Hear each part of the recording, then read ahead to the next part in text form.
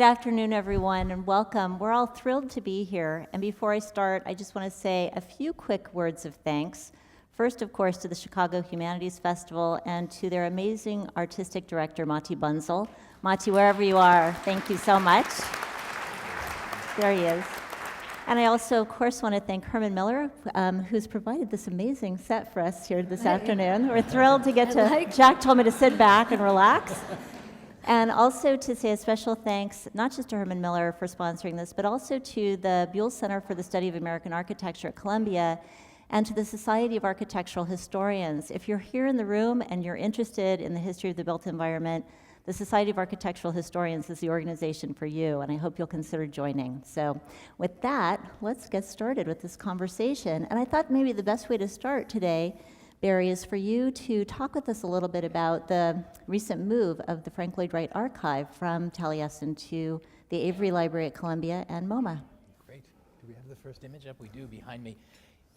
Thanks, Dianne, and thanks for the invitation to be here. I always love coming to Chicago because I think it is really the city in America with the strongest, most robust, and longest culture of architecture. So you don't have to start by converting. You're always preaching to the converted. But I think it's a particularly exciting moment. It's been a very exciting 2 years as we've been in discussion with the Frank Lloyd Wright Foundation at the two Taliesins about the transfer of the archive. I think the dimensions of that archive are on the description of today, but it is enormous. It joins at the Museum of Modern Art the slightly smaller Mies van der Rohe archive. So we're making reasons for Chicago to come to New York. But that transfer, I think, is particularly exciting. Obviously, the foundation found itself in the need to build a completely new facility for housing this archive in order to have the proper climate controls, the sorts of things that such precious documents of American architecture require. Being housed in the beautiful dales of Wisconsin and the beautiful desert landscape that Wright tried to protect at the edge of Phoenix from suburban sprawl. More on that in a minute, since he was a prime agent of it himself, ironically enough. The foundation was looking for a partner, too, that could provide greater access, greater scholarly access. Finally, to us, it seemed that for the archive to come to a university and a museum would really bring Wright back into the public eye in a way. Scholars have been working with Wright. It's one of the biggest bibliographies there is on any American architect, or for that matter, on any architect at all. But I think we have a chance now with the materials in New York shared by the university that can provide reader access and the museum that can create new displays to bring Wright back into the national discussion. And that's what we're going to try to do today, and I can think of no more exciting person than one of Chicago's leading practitioners today to have that conversation and to ask the question, is there anything in Frank Lloyd Wright still relevant for us to discuss? I think you're going to find that there is, because Frank Lloyd Wright made it a point to be one of the most contentious people practicing architecture during an extremely long career. He was an irritant to nearly everyone, to FDR and the New Deal, to the modern movement, who he tried to counter with a vision that could, he hoped, rival and make forget Le Corbusier, Mies van der Rohe, Gropius's ideas of what the modern city would look like. And even if you violently disagreed with Wright, you had to take on his ideas. So even if today we violently disagree with him here today at the platform, it is bringing back some very, very vital issues into the national discussion, many of them having to do with density, with sprawl, and with the relationship, really, of the act of building to the environment of the planet that Wright sought to protect. And I guess we can ask the question whether he set in motion a protection or an unintended demolition. Let me just show you some of the treasures from the archive. Here are the two models I wanted to talk to you about just briefly. In Wright's, you didn't expect this, you were waiting for houses, I know. Two towers that Wright wanted to build, neither of them was built. You see them here as they were until recently at Taliesin in Wisconsin. They are now in museum conservation, being conserved. An interesting thing about both of these models is that they were made for exhibitions. And indeed, one of them was first shown at the Museum of Modern Art in 1940, the one on the right for a project for St. Mark's in the Bowery in New York City. So Wright actually, and this is where he's dear to my heart, considered the exhibition as a prime medium for sparking a debate on architecture, on urban issues, and that's something that I've very much tried to continue during my tenure at MoMA, with Jeanne Gang also as part of that, of one of my victims for an exercise that we'll see in just a moment. Here is the archive as it's being installed in the Avery Library in archival drawers, and I just pulled one drawing out, a little bit surprising, known to Wright specialists, but who knew that we might have had a Guggenheim with its rotundas reversed and its concrete cast in one of Wright's favorite colors instead of its current white. I think we're going to be making all sorts of discoveries of just what a rich career in nearly 90 years Wright presented. I wanted to put together just a few slides to give you a sampling of a fact that even took me by surprise when I went through the exhibition history at the Museum of Modern Art. MoMA was the first museum anywhere in the world to have an architecture department sustained for more than a few years, founded in 1932 with the famous International Style show. Wright had a whole room in that show. It's the one that you see there. He was shown a little bit, much to his displeasure, as an architect primarily of houses and an architect older and of the past compared to Corbusier, Gropius, Aud, and others in that show. But over the next decades, Wright would be the single most exhibited architect at the Museum of Modern Art, surpassing even Mies, Philip Johnson's darling. Here you see him with Henry Russell Hitchcock, one of the most astute authors on Wright and promoters, looking at a model unrealized of the Hartford Theater for installation at MoMA. And here you see him, I hope if I'm coordinated with the slides, with some of his assistants, preparing Broadacre City, that I think we should concentrate a lot of our discussion on this afternoon. Broadacre City here, a sample of 4 square miles from an idea that a carpet of dispersed development made possible by highways, by the telephone, by telegraph, and by the fact that something Wright always claimed to hate, cities, despite the fact that he took up residence in the Plaza Hotel for nearly a decade. Cities were destined to disappear, and he was going to give the image of how that might be shaped. This model was first displayed at Rockefeller Center as a kind of fly in the ointment of that urban realization. Wright was actually always on the edge of the debate in New York. Here we see him at the opening of the Bauhaus exhibition. It's amazing that he attended, talking with Walter Gropius and his wife Isa. Showed this the other day. Someone said it looks like Isa has a toothache, but I'm not sure how pleasant that conversation indeed was. But Wright was in debate with these people, and this is the key thing. He was not the loner that he sometimes pretended to be out in Taliesin, but he often went into the fray deliberately giving provocations. Here you see him preparing his show at MoMA in 1940. This is about an hour before the opening, so he was a very hair-raising person for a curator to work with. The drawings that have just crossed the country again did so originally in 1940, days before the exhibition. The curators did not know what Wright was going to hang. He didn't bother to frame. As you see, I take him as an inspiration for a rough and ready approach to architecture that can speak with immediacy in the gallery. Here he is sitting on the model of Wingspread, now back at the Museum of Modern Art, where it was first installed. Here another house with a glimpse through the curtain wall, the glass wall of the brand new Museum of Modern Art building, the one that you all know, at the center of the campus on 53rd Street, with its first sculpture garden.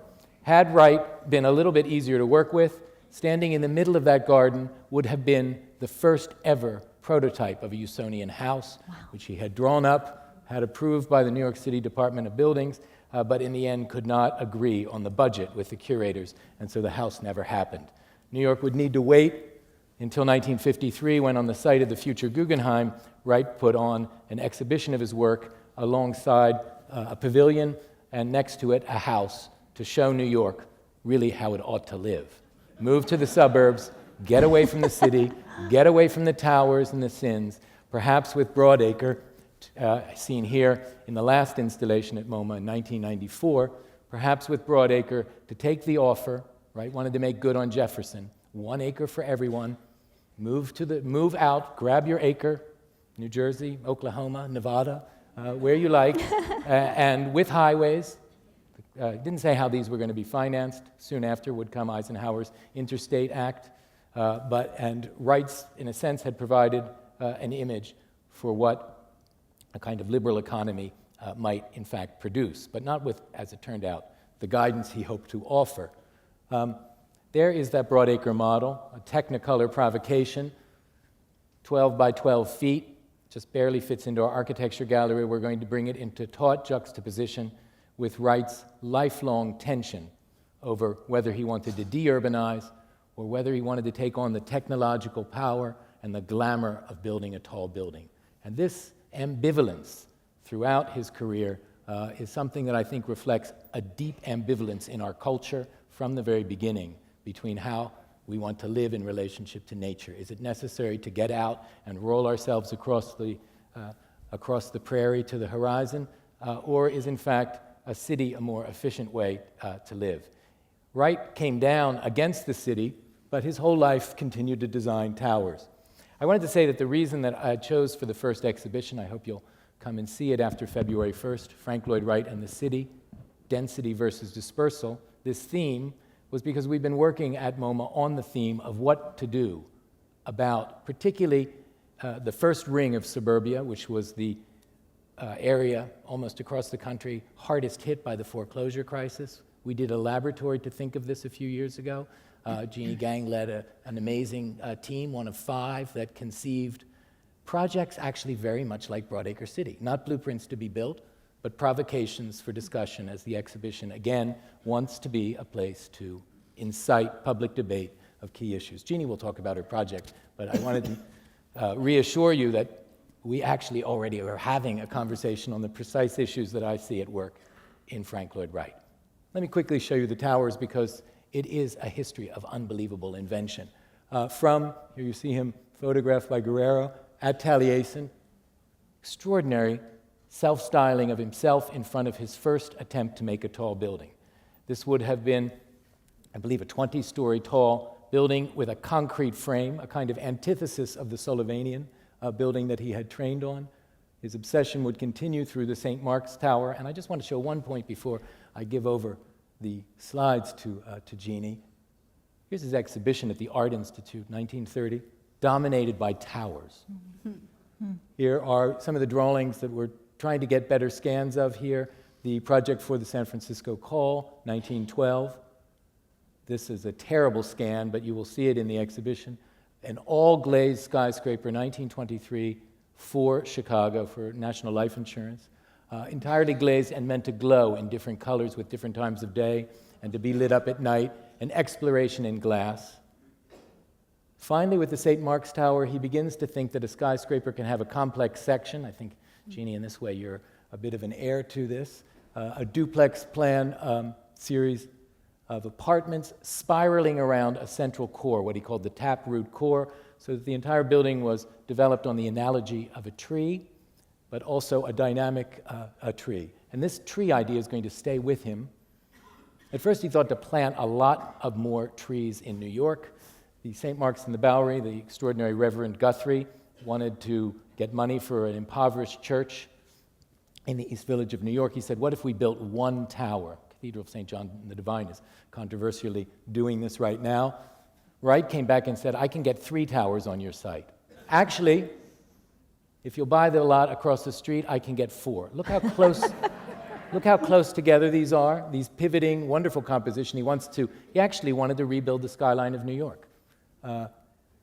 Defeated with the Depression, he took the idea to Chicago. This was a project for the site immediately adjacent to where Mies van der Rohe's great apartments on Lakeshore Drive stand, linking 5 towers together. Interestingly, because Mies links those buildings very, very beautifully with those porticos, Wright wanting to do the same thing. But then a change of heart. The assistants help him. I hope you can read over my shoulder. Take the St. Mark's drawing and actually draw out New York City in trees and say a close-up of a tall building for residents where it belongs, 1 mile apart, not half a block.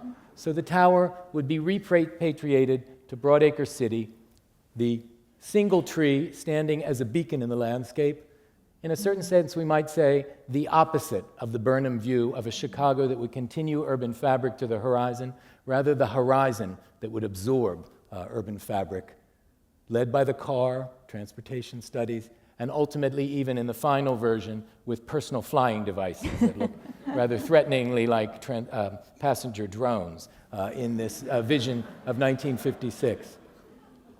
So I suppose Wright might as much be the tower in the park architect in a sense as Corbusier, though they had a very different idea of the relationship of density to dispersal in the city. For Corbusier, obviously, the city would itself remain a beacon. For Frank Lloyd Wright, it would disappear. In a certain sense, nothing was a city, but everything would be a city. He was only able to build 2 of these, the Johnson Wax Research Tower in Racine and the Price Tower, which is still the tallest building for about 35 miles in northeastern Oklahoma. And at the very end of his life, proposing a mile-high skyscraper for Chicago. You wouldn't be measuring which was the biggest right now if this had been realized. But fascinatingly, in one of the captions of this, he says, all of Broadacre City could fit in the mile-high skyscraper. So I don't think Frank Lloyd Wright ever actually resolved the problem for himself. I propose ... that we pick up the conversation with you. Thank you, Barry. Thanks, Barry. That was great. Yes, and I want to mention that this week in Chicago there was a Council of Tall Buildings and Urban Habitat where it was, one of the discussions was about a building being designed right now for 1 kilometer in height that's in planning, so moving toward a mile.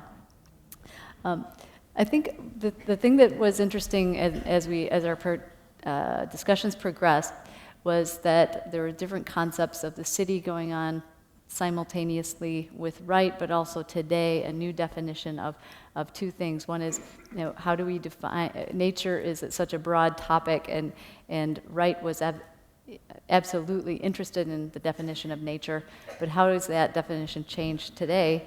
And also this concept of density and how we embrace density in today's cities. This is a picture of the model from the foreclosed exhibit that Barry mentioned. The idea with the exhibit was to really look at the foreclosure crisis, and in light of this loss of population through losing homes, really take a closer look at the suburbs and how the suburbs have developed.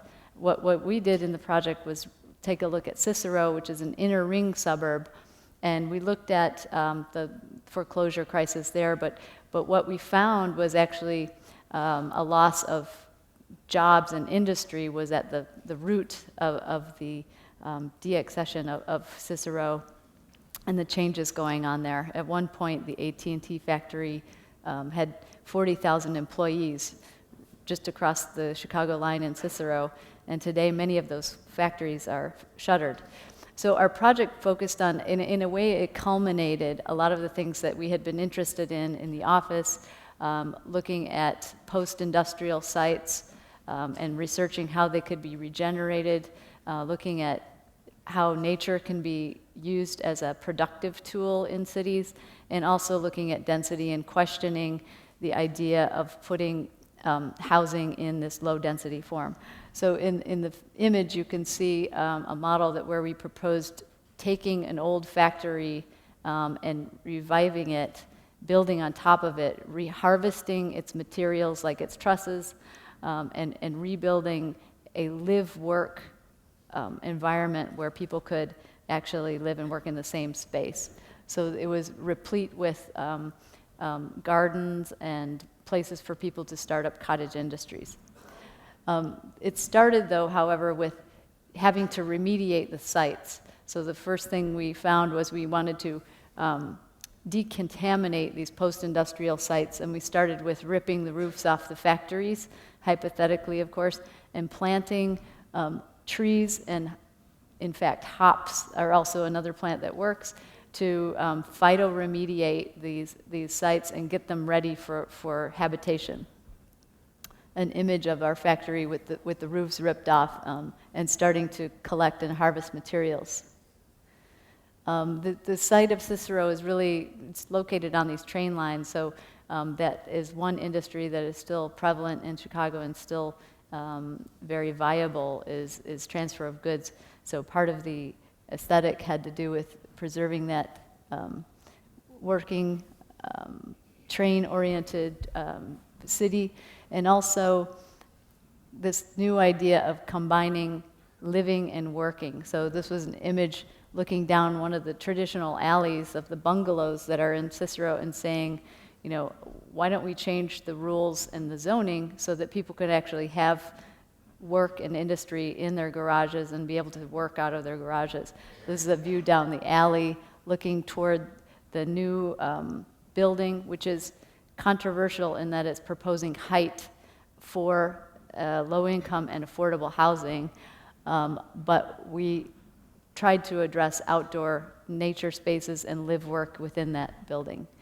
And then allowing the neighbors to also have shops within their garages, and creating a place that would be very vibrant as opposed to remote and desolate.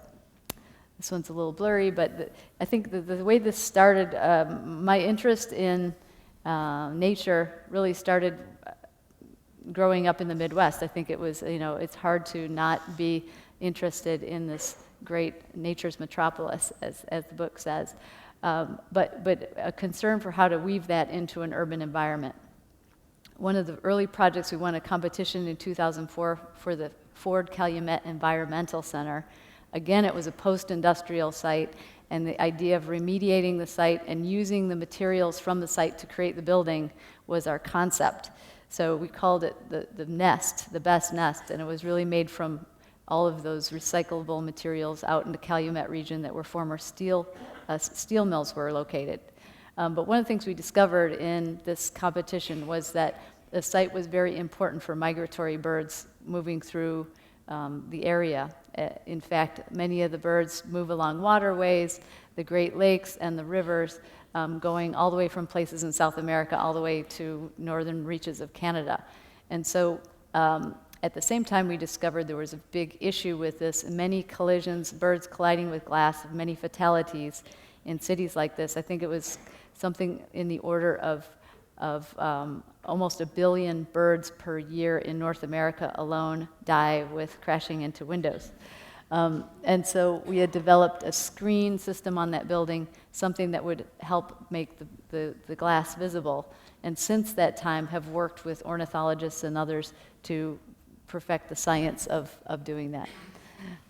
This is a slide from the Lincoln Park Nature Center, the Nature Boardwalk at Lincoln Park Zoo, where we took this idea of regeneration further and proposed a revamping of the North Pond there, and turning it into a habitat for animals, but also a stormwater reserve. And so you see that we're trying to think about how nature functions and performs for the city as opposed to thinking of it in the picturesque way that maybe Wright had proposed earlier.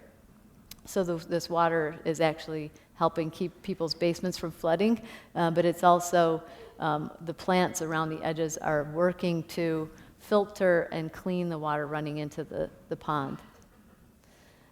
What's happened as this site has matured in the last 3 years is really a large increase in the diversity of the species that are found there. For example, they have a nighttime camera and they've seen coyotes coming through. Coyotes are very good urban animals because they help keep the rat population down. But also 40 nesting pair of black crowned night herons have increased to 400 nesting pair. It's really becoming this rookery right in the middle of the city. So, you know, instead of going outside the city further and further to find nature, you know, the concept now is how can we make these diverse habitats happen right through the middle of the city. And then just to close, I think the relationship to density with our work is that it takes both these things simultaneously. I think almost 100% of our work is located within the city centers, both Chicago and other cities around the world these days, and none of them are located in the suburban areas. So it's an interesting shift in terms of the focus of the work. So the focus of the work is because our population is moving toward an urban population, it is important to get cities right. And so it's kind of a strong belief in density, but how to make density compelling so that people can live in the city and enjoy it and enjoy the things about nature that Wright enjoyed very much. Thanks, Jeanne. That's really great. The two of you have raised so many interesting points that I think we can come back to now and circle back around, because it was just, those were both very rich presentations. And two things come out immediately for me. One is from Barry's presentation, seeing how already we're beginning to see new questions emerge about Wright's career because of the housing of this archive at MoMA, where it's in a brand new context, and we're seeing the work juxtaposed against and with the works of other architects of his time, and thinking about his career in terms of his long connection to the Museum of Modern Art, which is exciting. And just from what you told us today, I think we can already see that this is not necessarily the Frank Lloyd Wright we've known, and that there, in as much as there's a huge body of literature about Wright, there's still many, many unasked questions and many new things that can be learned that I think this move of the archive facilitates. And then from Jeanne, listening to your talk, I'm always struck by the fact that Chicago architects working in Chicago seem to have to stand on the shoulders, or have the benefit of standing on the shoulders, of many giants, and you've now become one of those giants, and you're moving that work forward in such interesting ways. And so I thought maybe we could start by picking up on a piece that you both talked about, which is the concept of density in Wright's work, and thinking about how the concept of density works with concepts of nature today. And maybe you can talk about it today, and you could talk about it during Wright's time.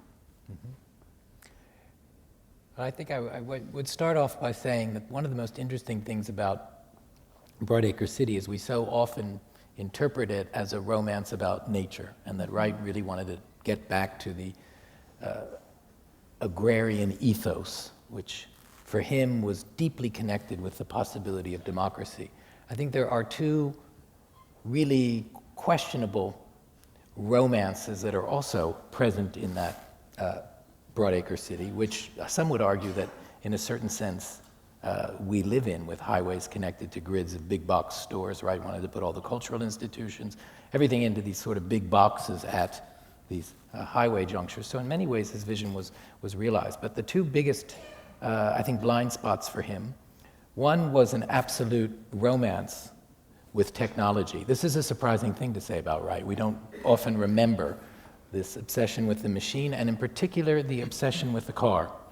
And so Wright is a Jeffersonian auto mechanic in a certain way. And there is absolutely, he's a pre-pollution architect in a sense, who doesn't really realize the downside of this car. The acreage was going to be tied to the number of cars you have. And the other was that Wright was a dyed-in-the-wool individualist. For him, the only unit of interest greater than the individual was the family, which was the organizing concept of community, of land, of city, and the notion of the designing the public sphere is completely absent from Wright, except in particular buildings. Let's say the Guggenheim as a great public space. So, in that way, I think he has many of the Achilles heels of our own 20th century American culture. Mm-hmm. Thanks. It's interesting to talk about the individual in light of the way that we think of the city today. For example, many of the projects that we're working on now are trying to find ways to make collectives and think about the city as a closed loop, so that the materials that come in are used, you create energy with them, you have ad hoc cottage industry that relies on each other. It's more of an idea about a system. So if I were to characterize my thoughts about urbanity today, would maybe be something like a sustainable urban system, or there's a systematic quality to the way that we think, which comes from ecology. Actually, the ecology is a closed loop. Everything is used and nothing is wasted. And so it by definition takes you away from the idea of the individual. with projects with density and projects like Aqua, we really are thinking about how to reduce the reliance on the automobile and how to put people where there already is infrastructure, transportation, and jobs. And that's, you've probably heard about, smart growth. Those are ideas about densifying areas based on what assets they already have in terms of transportation, not spreading out and having everyone take care of it themselves. So I think that's a real shift, a very big shift in our collective thinking about the city today. You mentioned in your presentation, I think you mentioned Wright's sense of the picturesque landscape, and we together talked a little bit about Wright as being what we called a kind of pre-ecological architect, in the sense that he was practicing before the publication of Silent Spring and before our current understanding of ecological practice today.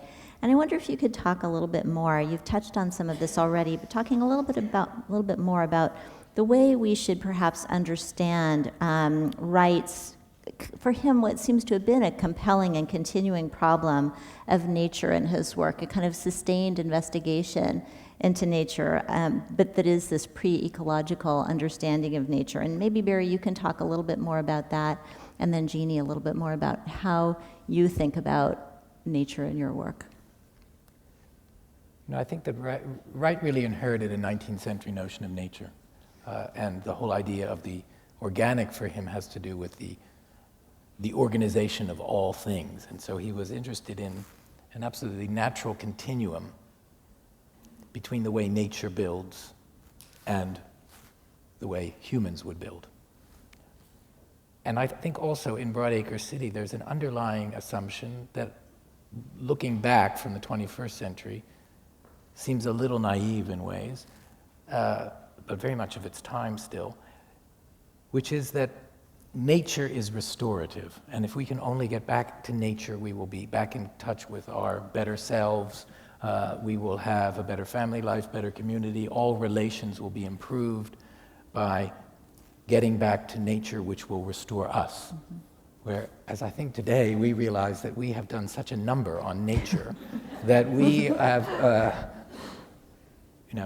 while we still have time on this earth that we are destroying, we have to actually work to restore nature rather than count on nature simply to restore us, I think. Well, I think nature's going to win ultimately. I think, we still, it's amazing listening to your description of it. There's many things that are very much alive in architecture right now, like learning from nature in very sophisticated ways, and how it regenerates and how certain forms in nature really work. You're seeing, I guess, in a way, the very beginning of that with Wright, and that's. But then when it came to the landscape, it was this 19th century idea about it, and also a preference for agricultural landscapes, or landscapes of agricultural production and pastoral views.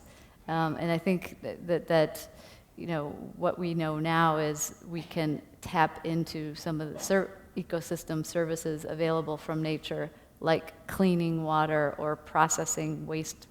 And I think there's a strong movement in many of my peers to understand that and tap into that on an urban level. But there's many things that are very much alive, looking to nature's solutions to formal problems. It's still very, very prevalent. One thing I would say, to be not quite so flippant in labeling Wright as naive, one thing that does strike me in trying to get to know Broadacre City better right now in preparation for installing that model again, is that he does have a grid for the distribution of food, for the production and the distribution of food. And this, of course, I don't think he fully understood the ultimate consequences of this highway system. And now when we have a system where we're trucking food and the water it takes to make the food back and forth 3,000 miles at a time, and we're realizing that we have created a system of food production in this country that is not sustainable.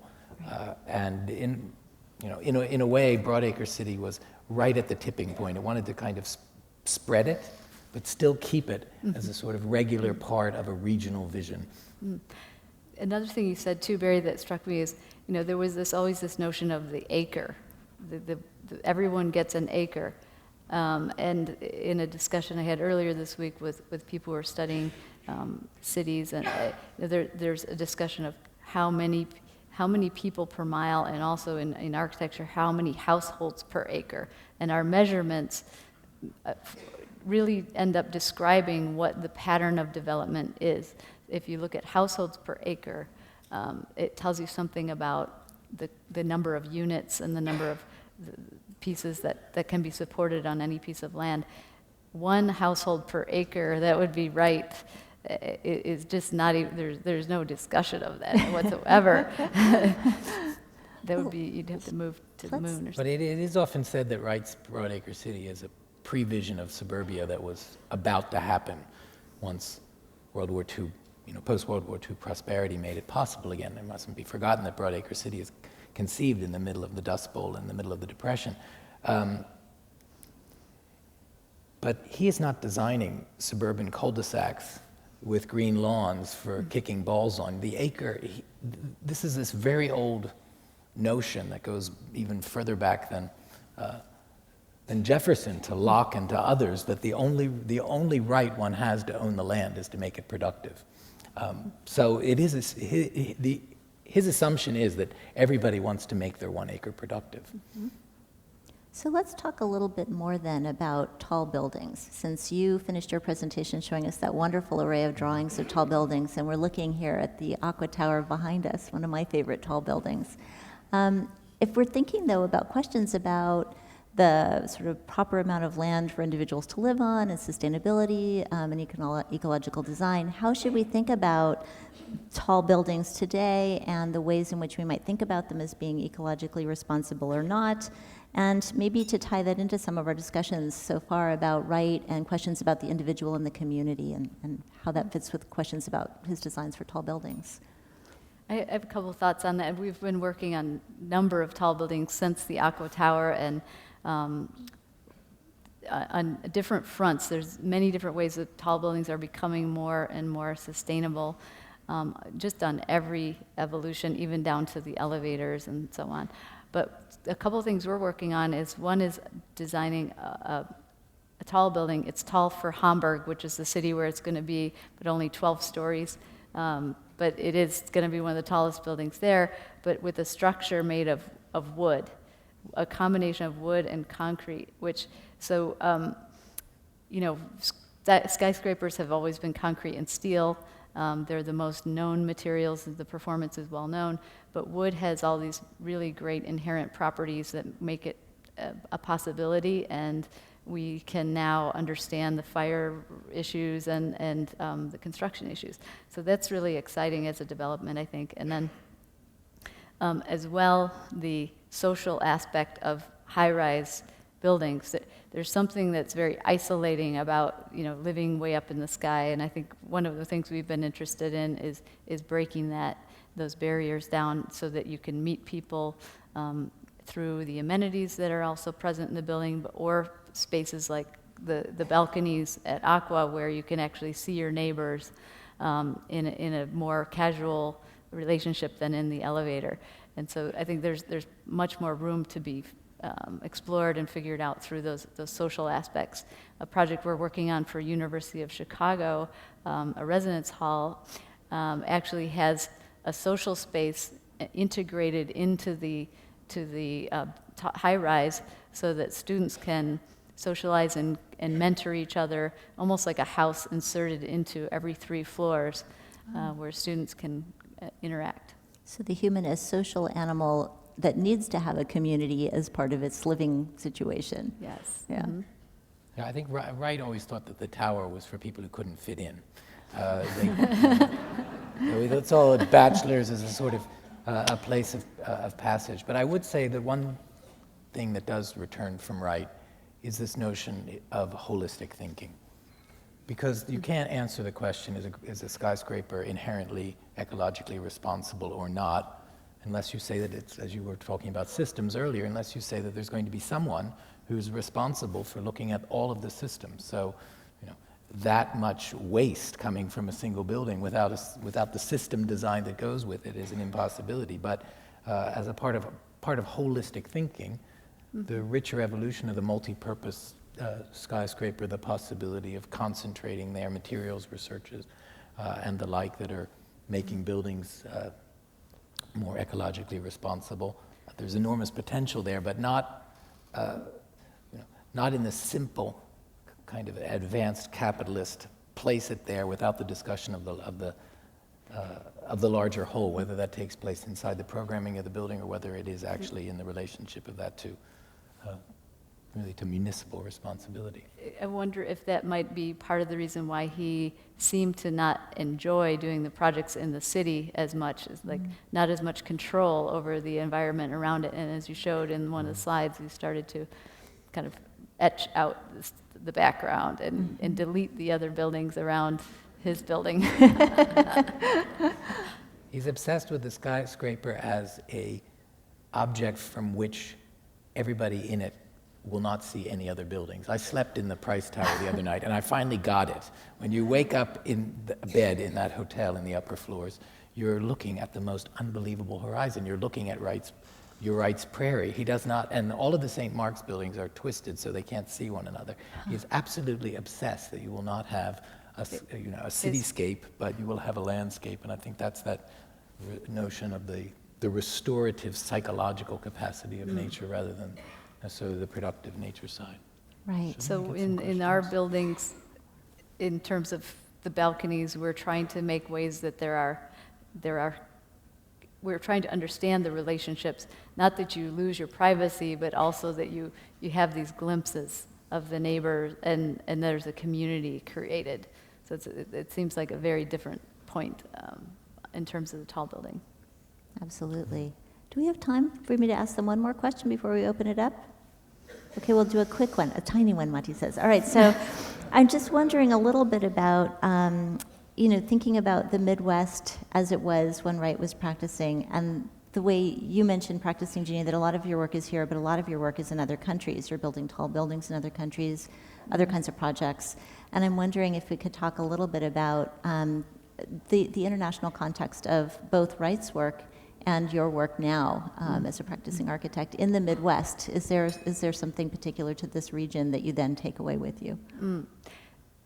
I think for our practice, we really like working on research projects and projects locally as a microcosm of the world. I mean, I think one big example would be trying to understand what to do in this post-industrial context, and it's in every city around the globe. There are landscapes that have been devoted to industry for years, and how to reclaim those areas, and what do they have to offer. And I think so locally, one big project we've been working on is the Chicago River and its environs, and things that we learn there, such as giving people better access to the river in order to build a constituency for the river.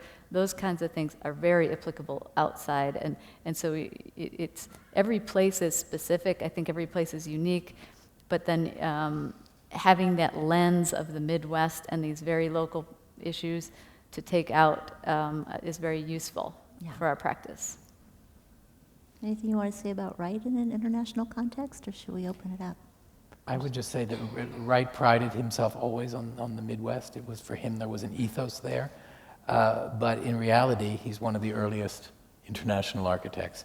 He may have been against the international style, but he had a much more international practice than, say, Walter Gropius. He had been one of the rare people to know Japan before he knew Europe in his generation. That's fascinating. Well, I think, thank you both. Thank you so much.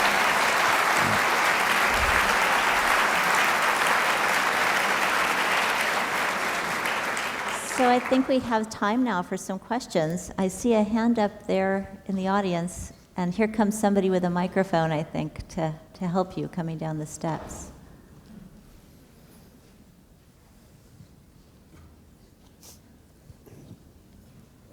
Our host here today owns a great deal of land in an area called Streeterville. And those of us who live here have some problems with high-rises versus the social needs of the area and the automobile. Could you comment on what you think the solution to that problem is?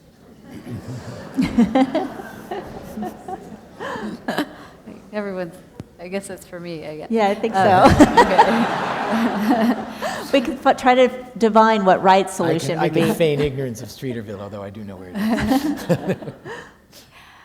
You know, one thing about Streeterville is has one of the most diverse economies in the entire city, with both has commercial, retail, residential. That's what makes it really vibrant, I think, as a neighborhood, which is, and so of course it's going to be contentious and difficult. But I'm just heartened by the fact that you asked about public space instead of about parking. I think the best solution is staying involved. You know, that's the great thing about, I think, for technology, for all of us now, it's opening a whole new way of citizens to be involved with this place they live in new ways that you couldn't before. So, you know, it's a great opportunity to know what's going on and to be part of the conversation and demand to be part of the conversation. So, but I don't think people in Streeterville have a problem with demanding to be part of the conversation.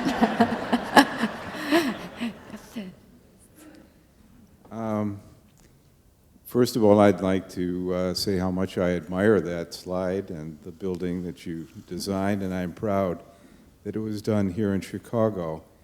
I am feeling a sense of loss, though, about Wright's archives being moved to MoMA.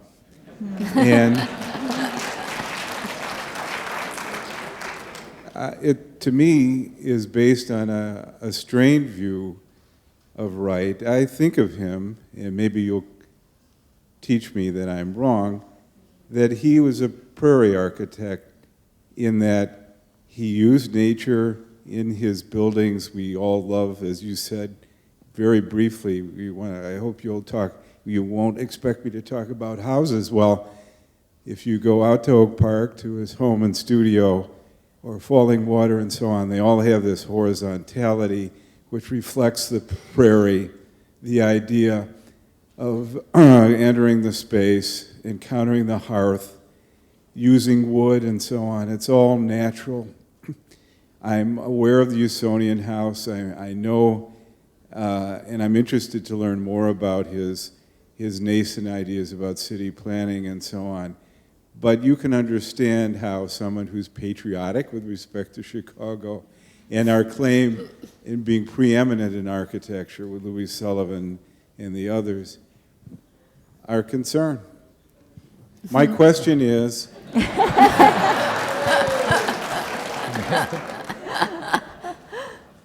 am I wrong to think that this is a loss for the Middle West? Well, I think it's more of a loss for Arizona than for Chicago, because the archives were actually in Scottsdale, Arizona. Wright himself had taken them west. You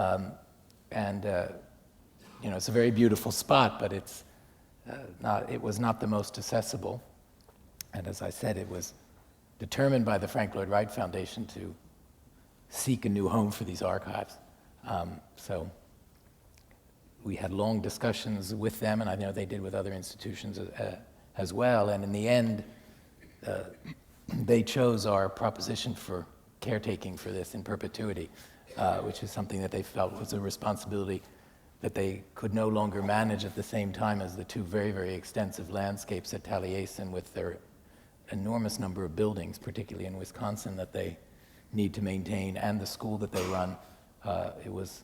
That was not sustainable for them. So I understand obviously the emotional loss, and Wright, I think this ambivalence, though, carries into Wright's whole career in Chicago with the early move to Oak Park. Already he had a very ambivalent relationship with the city of Chicago, and for that matter, with its architectural establishment. I think today we like to convert Wright back into an establishment figure, and that is something that for him would be abhorrent. He spent his whole life being absolutely anti-establishment.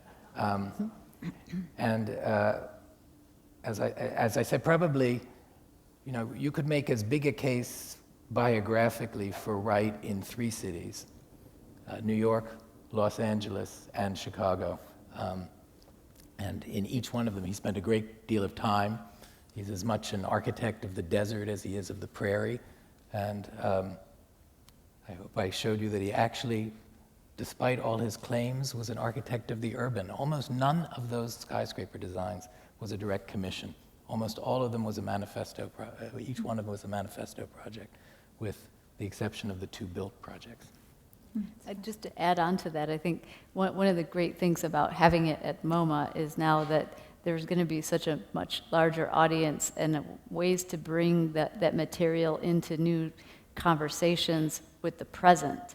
And for one, I feel a little bit starved of Frank Lloyd Wright because we here get the same things over and over and over. And so I think bringing this whole research aspect and bringing it together with the other extensive collections of the MoMA is going to be a benefit to all of us. And I think we have to remember, too, that only part of the collection's at MoMA, and part of it is the Avery Library at Columbia University, which I think has to be one of the happiest places on earth to be an architectural drawing, because they have just absolutely superb staff who know as much as anyone could know about the exact proper ways to make sure that these documents exist as far into the future as we can possibly imagine. And as a historian, I have to tell you, that's a real priority. We don't want these things to be in places where we aren't absolutely certain they'll have the longest life possible. You talked about the post-industrial society, but the phones that were made in Cicero are now made someplace else. So post-industrial seems to be a local phenomenon that we will always be playing catch-up with. How do you solve the problem of continually having to remake things that we have destroyed forever?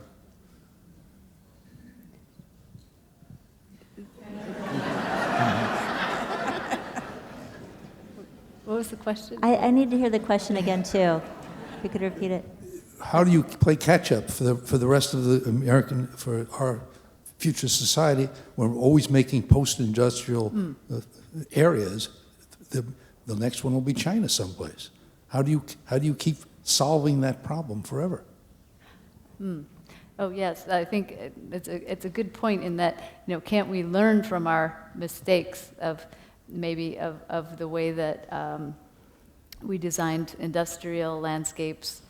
Maybe there's a new way to do that could be less polluting or less detrimental to the areas. Of course, these industrial landscapes were also the source of the reason why Chicago's here in the first place. So I think there is a lot of study going on at the moment about how environments can be less polluting and how industrial environments can be designed. And I think China is acutely aware of the issue in their development. But the fact remains there's so much, in our own midst, there's so much land that has been put out of commission because it's much cheaper to go further and further out and develop a clean greenfield site than to remediate a site that has already been used. So the inherent problem is just that it creates more sprawl, and it also puts a lot of the really productive, fertile lands at risk. The further you go out with the suburbs, and take away that precious topsoil, it just puts it out of commission. So we really need to look at reusing these lands and repairing them and making them urban areas with a new life. And it's a serious issue, but there's a lot of people working on it, from architects to urban designers to scientists to urban planners and policy makers. So I think it's a central question for us in Chicago. My question is for Ms. Gang. As a resident of Streeterville and looking at your aqua building on almost a daily basis, I'm wondering, did you consult or work with either Daniel Clem or Cynthia Shepard regarding the design of the windows and how they were Yeah. textured? And could you explain that a bit, please? Yeah. This is a very informed question, a question about the bird strike issue. And there's an ornithologist that I've been working with over the last 10 years called Daniel Clem, who taught us the way that birds see buildings, or in other words, don't see buildings. And so we've been incorporating a lot of his experimental research into our designs. Inherently glass, it's invisible to birds, and so this is presenting a very big real problem in cities, especially on these waterways. But for the Aqua Tower, for example, we used fritted glass in a lot of areas where there's glass handrails, which is something they can see, and also we used handrails that were metal pickets. And the building is also visual, they call it visual noise. I don't really like to characterize my building by visual noise. But that's also a benefit in terms of the migrating bird populations. But this is a very real problem, and it's something that's it's invisible, but it could have there are catastrophic effects of the loss of the diversity of the birds that come through here. So it's something that even architects, really have to pay attention to. Architects, being the biggest killer of birds after cats, I think. Oh my gosh. We're going to take our last question up here on top, on your right. Hi, my question is primarily for Barry, although I had the luck of going to see the foreclosed exhibit, and I thought some of the work was really quite good. And you mentioned a couple times today the idea of starting a dialogue, and I'm wondering how you're going to have a productive dialogue from the Ivory Tower institution of the museum and the academy. I'm very. You should come to MoMA on a Friday night when you can hardly move in it. I don't understand the notion that the museum is an ivory tower. One of the most fascinating things to me today is with the Google Art Project. You could actually sit at home and have a high-definition glimpse at many museums, MoMA, I don't know if Art Institute of Chicago is part of it, the Louvre, others. It's almost as though you're with a magnifying glass and no guard next to you in the museum. So why is it that people are still coming to museums? The museums are some of the most popular and populated places in the country, not only by tourists, but by locals. So I can't really address the question because I fundamentally disagree that the Museum of Modern Art is an Ivy League, Ivory Tower institution. It's been a very, very low, it does, of course it's free on Friday nights, which promotes that, but that in and of itself is a search for a compromise between the need of a private institution for revenue and making the museum at least once a week accessible to a very large public. So I fundamentally disagree. It seems to me that my job there has been to take advantage of the very publicness of that place, to gather attention that's readily there, it's already there, and to focus it on architectural issues. I'm thrilled that this audience shows in Chicago you can fill an auditorium on one of the most beautiful Sunday afternoons of the fall with people who want to discuss architecture. But I try to capitalize on the people who are coming to see Jackson Pollock, Matisse, and Picasso, and show them ways in which really creative architects, ecologists, landscape designers can grapple with contemporary issues. We've looked at rising sea levels, then we looked with a number of teams, including the one that Jeanne led, at the foreclosure crisis and the problem of the abandonment of the inner ring of the suburbs. And those are exhibitions that were seen by 750,000 people. So that's a large number for an ivory tower. It's true.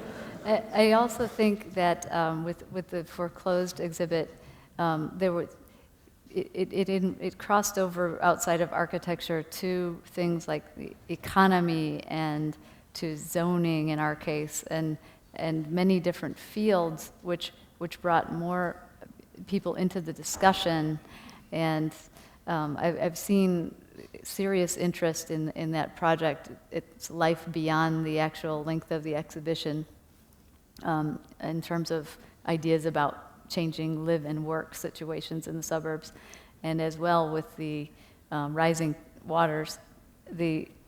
Recently I was on a panel about rebuilding by design, which is created to study different ways to address resiliency in the New York region after Hurricane Sandy. And many of the proposals were direct evolutions of ideas that first showed up in your exhibition, and that are now being talked about as being immediately implementable solutions. Well, I think we heard that was our last question, so thank you. Thank you both. Thank all of you.